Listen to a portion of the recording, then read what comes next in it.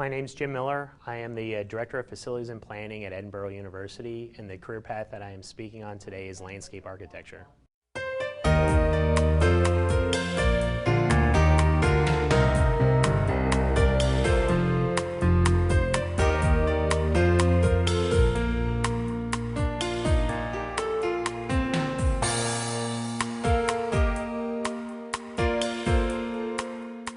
Good morning, everybody. Small group, which is actually good. My name's Jim Miller. I am currently the Director of Facilities and Planning and Construction at Edinboro University. It's why that's on here. I'm going to promote the university I work for also. I am a graduate of Penn State University in landscape architecture, and my career's kind of been changed the last about 10 years, but landscape architecture is something near and dear to me. I still do it as a consultant, but I currently work at the university.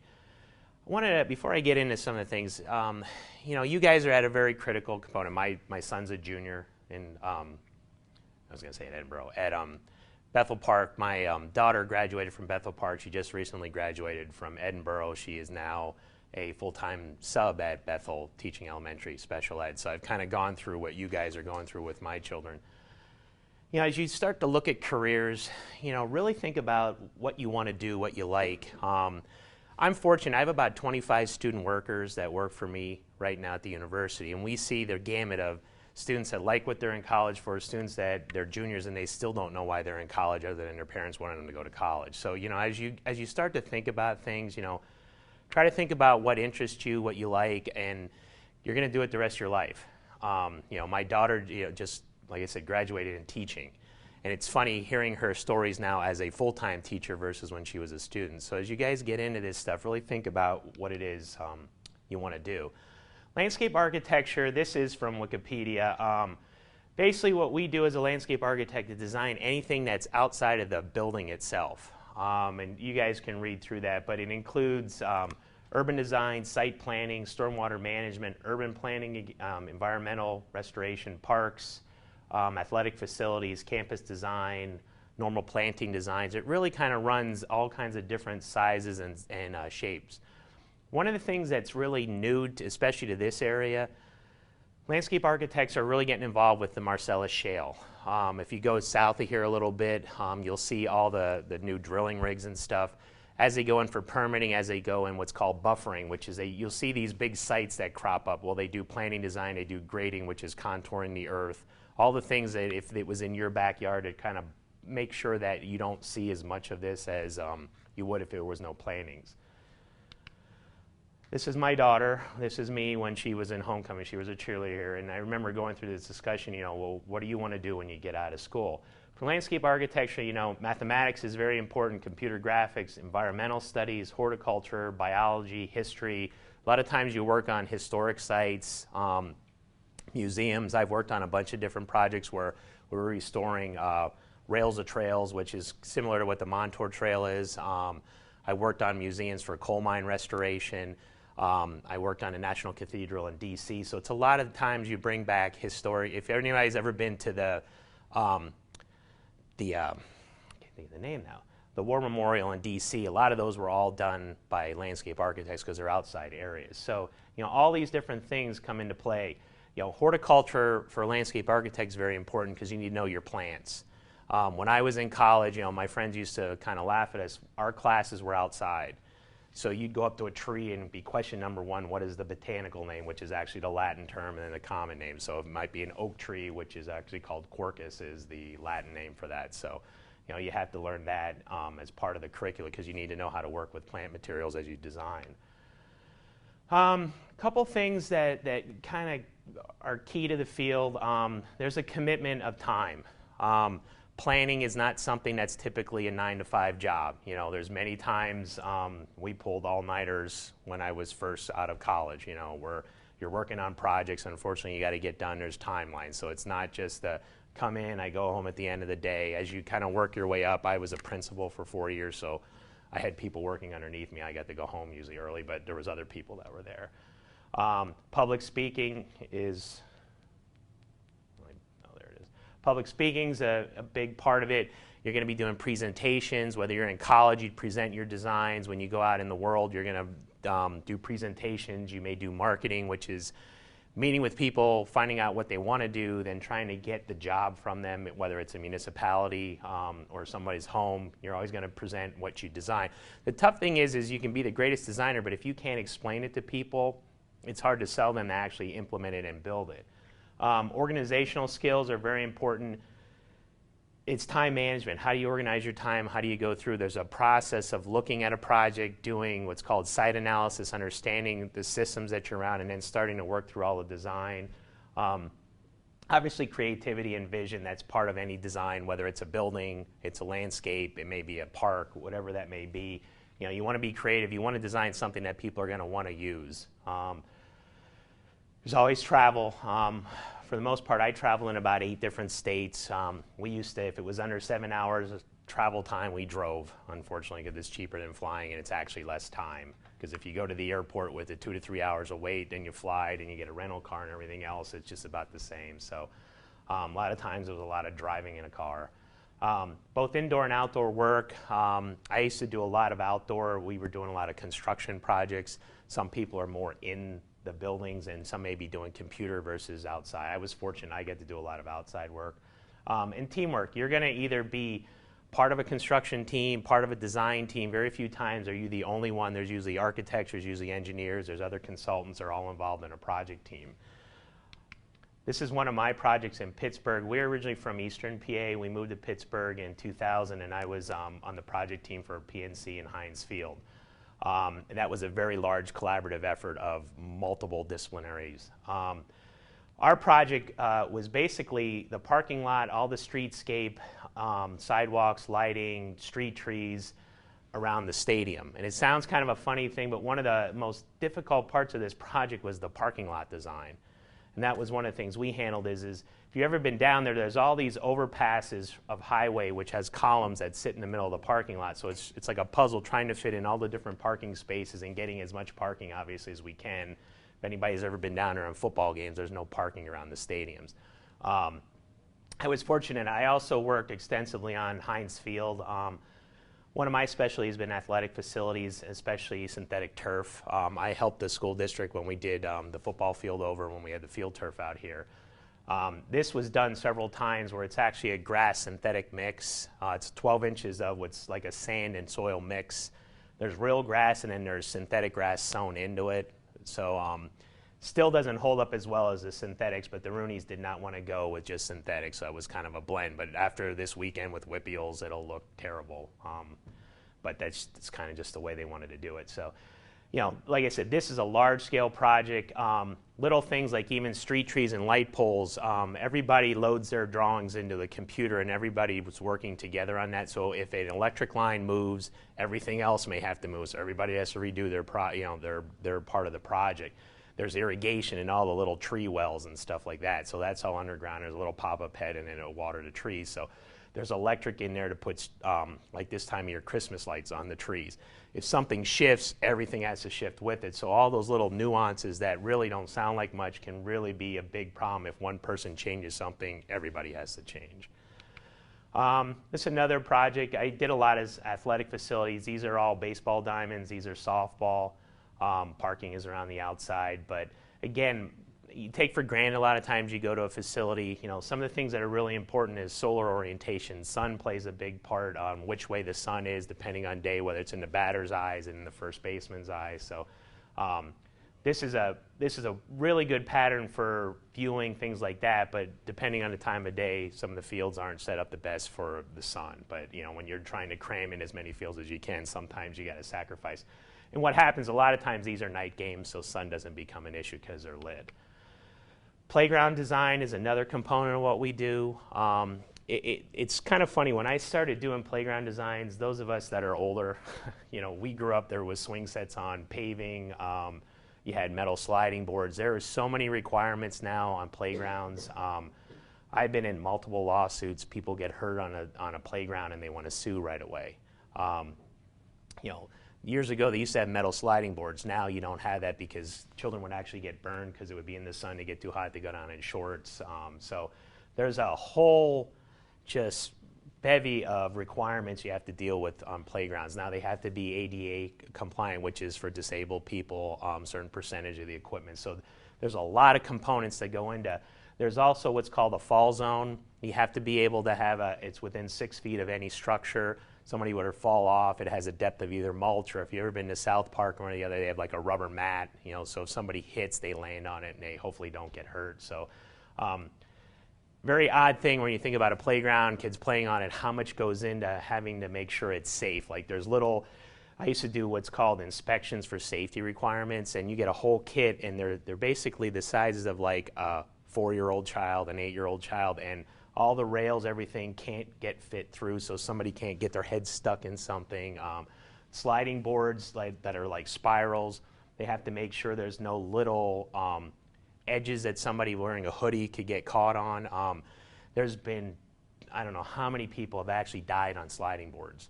Like little kids will go down with a hoodie and the string or the hood will get caught in a crease, and you know how they kind of come up to the side so you can't see them. And by the time they find out where the child may be, he may have died because of getting choked. So there's really a lot of requirements that goes into safety checks and stuff on playgrounds now that I don't think people ever even realize. So it's a big component of doing that design work. This example is just normal landscape design. This is a little cross section. There's a parking area. You know, how a buffer. This is a cross section just showing trees. Here's a person walking on a trail. This is like a plan view of that. You know, this is a roadway. Here's just some plantings. These are what are called contours, which show the elevations of the grades of the earth. So that's kind of one of the traditional things you would see as a landscape architect. A lot of residential design is a key component.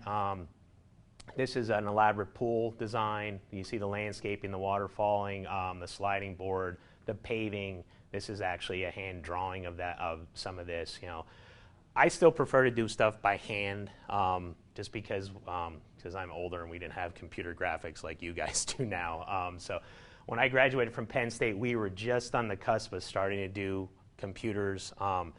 I usually had CAD operators that worked for us, so we would draw it on trace paper. We'd hand it to them. They would actually draw it up, but I still prefer this. Some of the guys still laugh when we pull out a trace paper and markers. When I was in college, we didn't use computer graphics. We'd have a big thing of markers, and you'd have 50 people in a room with markers that really stank, so you'd have to have the windows open in the middle of winter time. So those are days of the past. You don't do that anymore. Environmental planning and design are big components of it. As we try to be more green, be more sustainable, you know, there's a variety. This is actually a landfill site here. This is a rerouting of drainage ways. So you get into a lot of refurbishment. I did a couple Superfund sites. A Superfund site is an area that is reclaimed as was an environmental hazard. If you've ever been down on Carson Street, the Southside Works was a big Superfund site. That used to be a big steel mill. They renovated that. Now there's theaters, there's restaurants. I think what restaurants are down there, but it's all along Carson Street.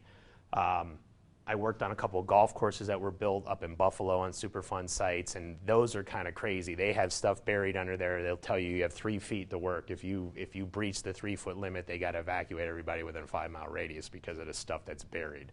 So we had bulldozers that were doing excavation with alarms and lights that as they got, and it's all set up on computers, as you get closer to that barrier, they'll start flashing because you can't breach it because of what's buried. So if anybody's ever seen Love Canal or heard of Love Canal, you can Google it. Love Canal is in the Buffalo area, and they had some really, really bad toxic stuff that they actually just shut down the part of the area, and it was up in that same area. This is just a cross section of different, you know, a waterway showing the plantings and stuff and some of the environmental benefits. So as we get more and more denser population, especially in this area, eastern United States, the environment becomes more and more important to everybody. So how do we stay green? You know, we see it even at the college level, like students just, they recycle. They look at doing things like that. You know, when we were growing up, you put stuff in a pile and people burned it. You know, obviously that doesn't happen around here anymore. Rails to trails are a big thing that are part of our design palette.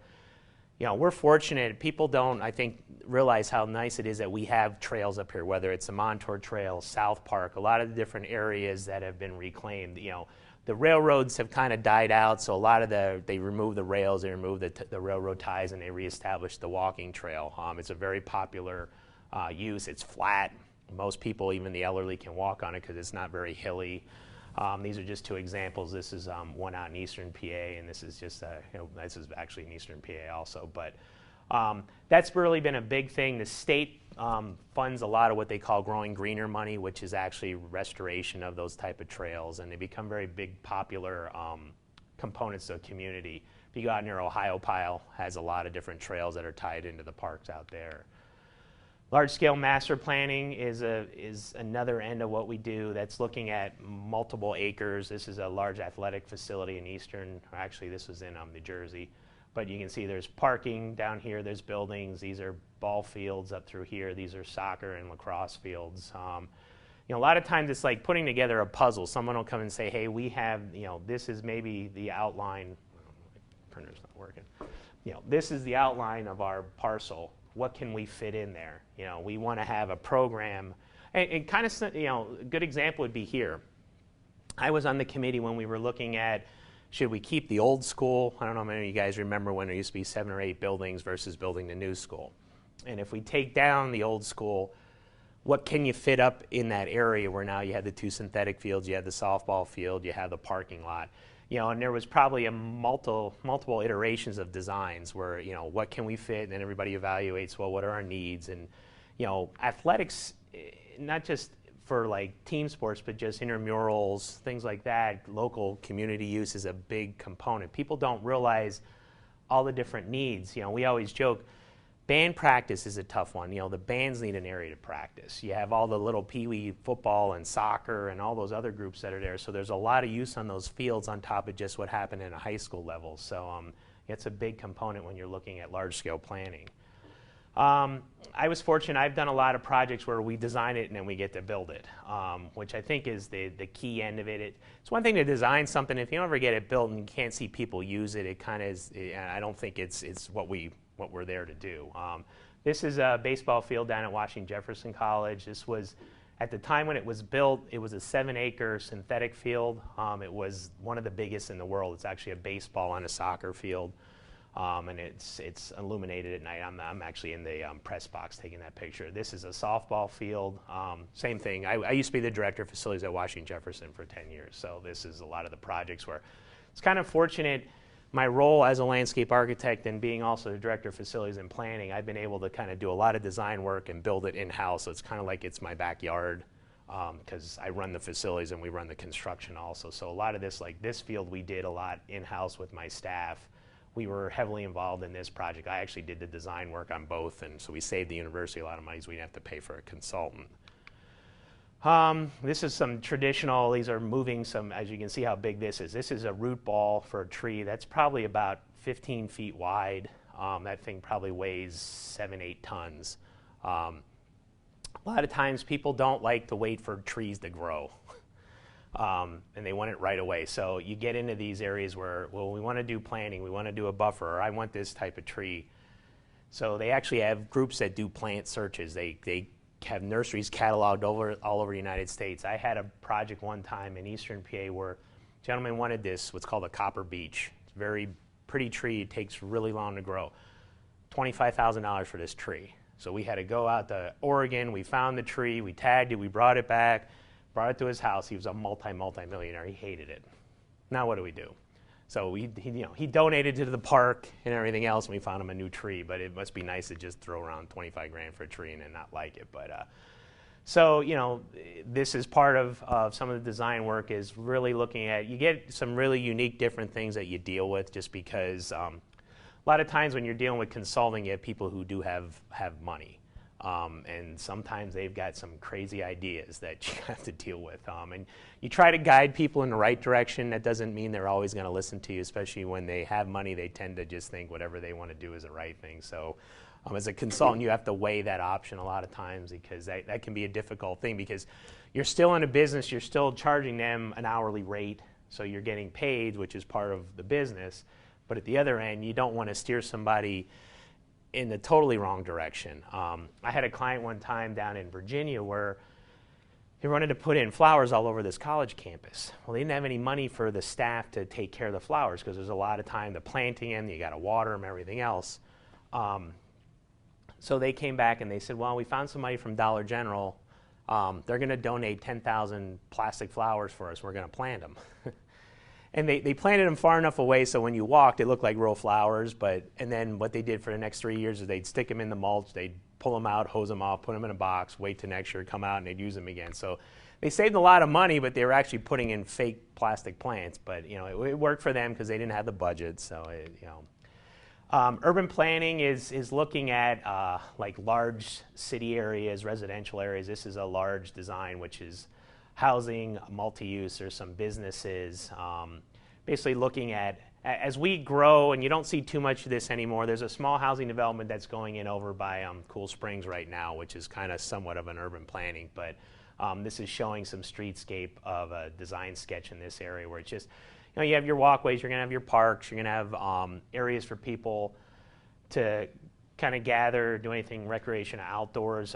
We also, as landscape architects, do a lot of the initial planning. What we may do is box buildings, and you do all the design of the streets, the parking, access, where things should sit, and then an architect would take it from there and actually design the specifics of the building. We've done that a lot where I work with architects where I'm like, okay, your building is going to be 10,000 square feet. Here's kind of the pod of where it sits. You design the building then. So I actually started as a dual major when I was in college, and it was architecture and landscape architecture, and I ended up not liking the architecture and as much of it, more so because architects today, you don't have the ability to get as creative as you like a lot of times just because people don't have the money. You're not going to design, world-renowned buildings unless you're fortunate to have a client. Landscape architects end up getting to be much more creative because they're dealing with the environment and things that are not solid, so to speak, like a building. So I ended up just dropping the architecture part and just staying in planning. Golf course design is one of the things that if I could have my choice, I'd still be doing. Unfortunately, I was fortunate when I first got out of college. I started doing design work. I was like 23 years old. Tiger Woods was just starting to come up and golf was booming. So I was doing a lot of design work. This is just, golf's another thing. People don't realize how much that goes into that. This is what's called like a center line of a hole. This would be the golf tee. This is the fairway. This is the green. There's actually this little cone is a safety area. I did a lot of golf and housing projects. Well, you see housing on the sides of these golf courses, and all the time the houses get hit by bad golfer, or even good golfer. They get hit. So when you design it, you actually have to design safety into the course. There's another hole that comes next to it. There's a safety, so you're not. I golf, and I'm not very good. My son is on the team here, but he goes out. He's much better than I am. But the balls are going in different areas, so you really got to design a safety factor into that because people will sue. They get hit by a golf ball. They want, you're on a golf course, it could happen, but they want to sue everybody. This is a project I worked on in Middletown, Delaware. These are the golf holes. These are all the housing. This was a 600-unit housing development and golf course project. It's kind of a fun project. It was a big flat farm, basically. Client came to us and said, we want to do golf course, we want to do housing, we're going to build the whole thing. And the neat thing about this project was the client could not read drawings. Like you do a drawing, he didn't understand anything. So he paid for me to basically be out during construction and we would paint everything on the dirt. All right, here's where the tee is going to be, here's the sand trap, here's the golf green. They would build it, we'd hit golf balls in the dirt. All right, I don't like this, we'll change that. And we did that for 2 years. Every Monday I'd go down and every Thursday I'd come back. This is when we lived in Eastern PA, but it was a neat project because it was seeing it from the ground up, so to speak, because we had drawings, but this guy couldn't understand any of the drawings. So, but he was wealthy, so we did whatever he wanted to do. This is one of the holes that are built. I'm standing on the tee. This is, you can see the sand traps. The clubhouse is in the background. This is hole 9 on, it's called Back Creek. This is Frog Hollow. This is a golf sand trap under construction. Underneath all the sand traps, there's actually drainage. That's what all this is here. These guys are putting in piping and gravel. So when the water drains through the sand, hopefully it'll then drain down and drain out. These are all going to be areas that are grass. They're getting ready to sod it. That's where they're putting the dirt on. Again, in the top, that shows the drainage before the pipe goes in. And basically, they tunnel out areas. They put piping in there that's perforated, the drain. This is a golf green that's under construction right here. Golf greens are 12 inches of sand and peat moss mixed. Usually like 20%, 80% sand, 20% peat moss. The idea is the grass is about a quarter-inch high, but the root system is about 9 inches deep. You have to water extensively on a golf course. They usually water about 1 inch to 1.5 inches of water every day on a green to make it grow. So there's one thing, unfortunately, golf courses are not very environmentally friendly. Let me go back though. This course actually was neat. These are areas that are drainage areas, but they also go into one filter area. Everybody's sewage for these housing goes into what's called a lagoon. It's treated, goes through a series of steps. It's not drinkable water, but it actually gets pumped back out and we use it for irrigation on the golf course. So this was a pretty green project. It's funny, in the middle of winter we're watering because they have to get rid of the sewage. So it was kind of interesting. The grass would grow sometimes because it's warm. So if it was like 50 degrees out, they would still have to mow the grass sometimes in January or February because when they were watering it, it was warm enough that grass will grow if the ground temperature is 55 degrees or higher. So sometimes if it's not real cold and you're watering it with this hot treated sewage basically. And we found out people were like, hey, can we get a hookup to our backyard? So they'd run a hose over or like a hookup to their backyard and they could water their grass and stuff too because we had to get rid of water as part of the environmental project. Campus planning is something that I still do an awful lot of. This is my campus at Edinboro. Planning a college is kind of a unique thing. It's you're looking at the housing, you're looking at athletics, you're looking at circulation, where the academic spaces are, what the students do, where they want to do things outside, and of course parking is always a big thing because nobody wants to walk anywhere. We're fortunate, we have 600 acres at Edinboro. There's 300 acres over here that's pretty much wide open. This is the campus part over here. This is my dome, which is good and bad. If anybody's been up there for any soccer tournaments or anything, you see it. Unique project we're working on right now on this side. We have soccer fields and we have our cross-country track and stuff. We're actually working with the Wounded Warrior Project, ROTC, some of the local NRA, which is the National Rifle Association. We have about 500 disabled students on our campus. We're in the top 5 of the United States with handicapped students. And we're creating a shooting range for archery and for just guns for not only our students, the ROTC, but also disabled students. And the Wounded Warriors are going to get involved also. So it's kind of a neat project we're just getting started in. But since we have a lot of property over here that's just open area, we're going to work with the various groups. So it's kind of going to be neat because it's something that nobody has in this area. This is a 600-foot enclosed elevated bridge that we just finished on campus. It comes through this building, and in part of the reason I took this is it shows this could have been a straight shot. It actually comes like a lazy S, and we worked around all the trees. This eventually will connect over into our library, which is where I'm standing on we have a 7-story library. I'm on the roof of it taking this picture during construction. It's a heated walkway. Enclosed. So right now we have about 12 inches of snow at Edinboro right now. We're fortunate we don't have it here. We didn't get like Buffalo got, thank God. But it really helps with the students because they come through here and it's enclosed. It's open 24/7, so you can kind of come in. It's like a big hallway basically to the outside. Eventually it'll connect all the way over to our student center, which is another about 300 yards this way. So it's going to tie into our new dining hall and then to our student center. So those are planning things that we're working on. But again, I've been heavily involved with it from not only design but siting it, and construction falls under me, so this is one of my projects. Some other things, this is the Burnett Center at Washington Jefferson College. We were heavily involved in all aspects of this, but we had to select even the stone. I had to go to a quarry up in, what time do we have to? I just was looking. Okay. But selecting the stone, how it matches. Okay.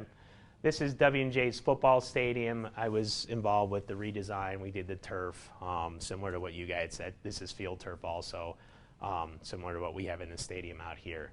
Field turf is actually, it's a composite of ground up rubber and sand mix. The baseball field that I showed you previously, that was a little bit different. That had what's called Nike grind. We went down, I was at the Devil, well, I guess they're the Devil, or the Rays now, not the Devil Rays, but baseball, they'll actually take Nike sneakers, they grind up the soles, and they mix that rubber in rather than tires. It doesn't scuff the baseballs because the black, if you ever see in the football games, the black's all over the players sometimes, especially when it rains. The tires will scuff the ball, so the Nike grind is made from soles of sneakers. They don't scuff, but when you first put it down, it looks like confetti because it might be blue or yellow or green or red, depending on the sole of the sneakers. These are some other planning things. It's a large classroom for my School of Education that we just finished that I've worked extensively with the groups.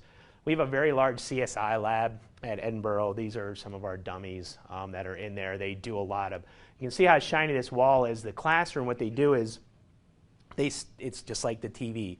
They stage a murder and there might be blood on the wall. So all these walls are like almost like a whiteboard so you can wipe them down.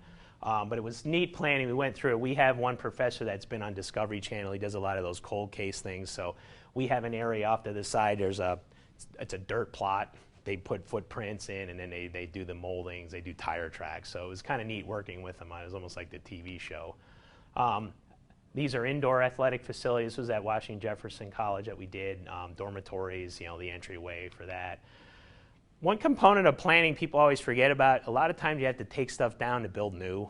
So it's evaluating, this was a large church that we bought when I was at Washington Jefferson. We had to tear down. This was a large classroom building that had a 6-story tower on it that we had to tear down. And this was kind of interesting. We thought we were going to implode this and let it come down. This contractor was a low bidder, and he said he could pull it down with this piece of equipment. When this thing fell over, it almost landed. I thought we were going to have somebody die that day. But this was just about 10 minutes before he nipped it to the point where it flipped over. And we were worried. These are all electric wires for the city of Washington. And I was like, if this thing falls out onto the street, we're going to kill power to half of the city. But he did it the way he said he was going to do it. But he was like, this guy, he had his big cigar, and he just sat there in his machine and kept chipping away at buildings. But he was very good. He just, when you saw him, you weren't quite sure if he was going to deliver. This is a project of mine. This is our dome. It's a 90,000 square feet indoor facility. You can see on the outside, it's 80 feet high. We have a 200-meter indoor track. If anybody's in track, our track team from here indoor goes up there for the winter time for events. There's 4 multi-use basketball, volleyball courts in there. You can see all the lights that are on top. It's a little freaky. In windy days, it moves. It'll move about 12 inches because it's a bubble. And if you stand in the lights, if you get seasick or something, it's a little freaky to see.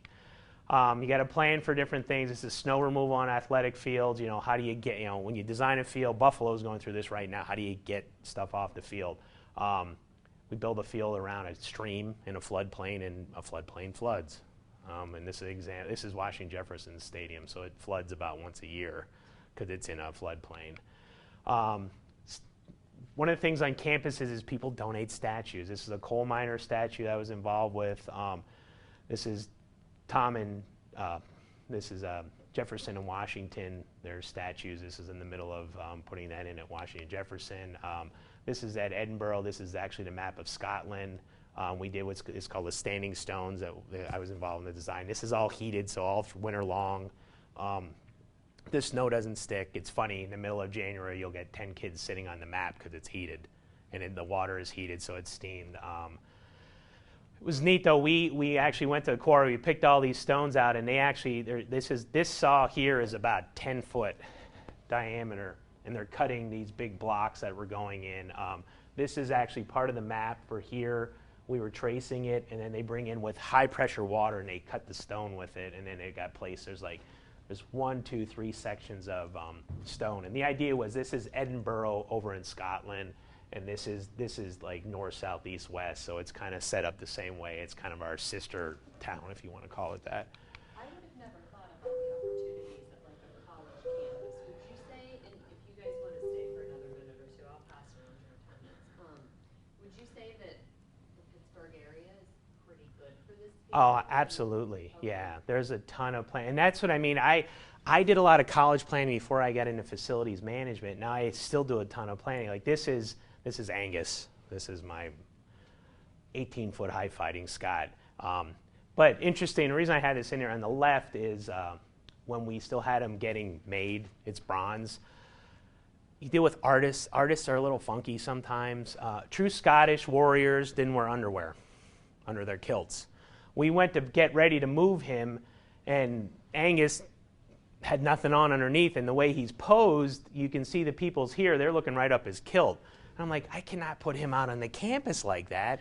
And the sculptor's like, well, this is the way we're doing it. And we had to put a diaper on him. Fine. I mean, they made a bronze thing, but there's a whole history to that because I'm thinking we cannot put him out in his plaza. You know, you can see here's an eye level. It would be looking up there. So it was when I called the president. I'm like, we're going to have to delay this a week because he's got to get covered up. We can't put him out on campus like that. Anybody have any questions? Landscape architecture really runs the gamut of a lot of different things, as you can see. I mean, whether it's colleges, athletic facilities, landscape design for houses, large-scale urban planning. That's what was attracted to me. You know, I got into it by default. I wasn't sure what my, you know, I was, like I said, I dual majored and ended up going opposite of where I thought. I thought I was going to end up in architecture, but.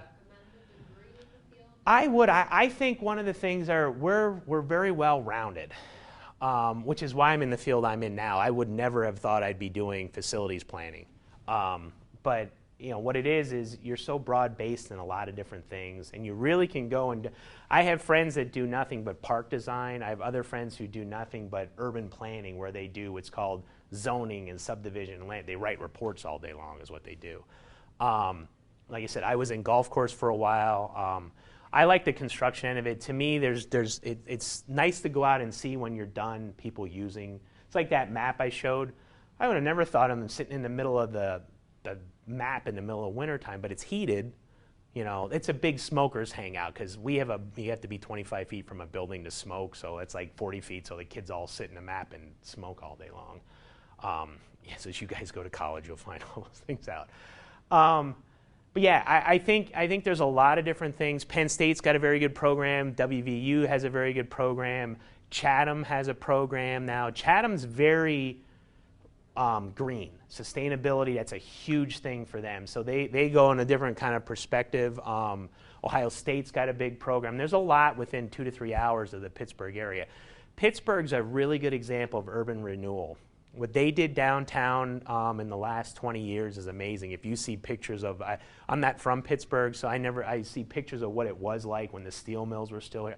I grew up near Bethlehem, PA, which is similar to the steel town.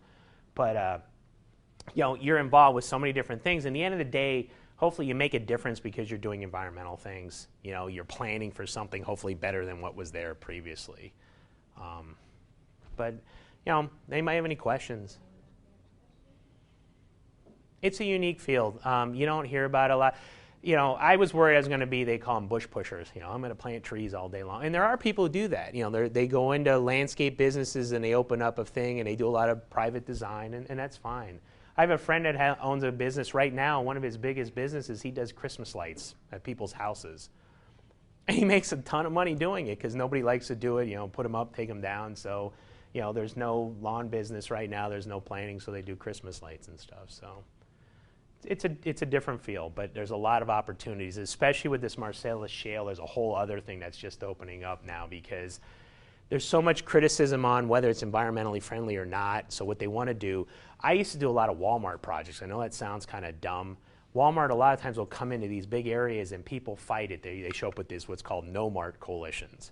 So they'll put like $500,000 into landscaping, putting large trees in and the big berms to plant them on. So even though the housing community is next door, and they didn't do it down here where Giant Eagle is, but they want to fit in as much as they can. And so they go to a lot of extent of that, lighting design, all those different things to try to make people amenable to them coming. Even though everybody who protests shows up, they're probably there shopping later, but when it first goes in, they want to protest it. So.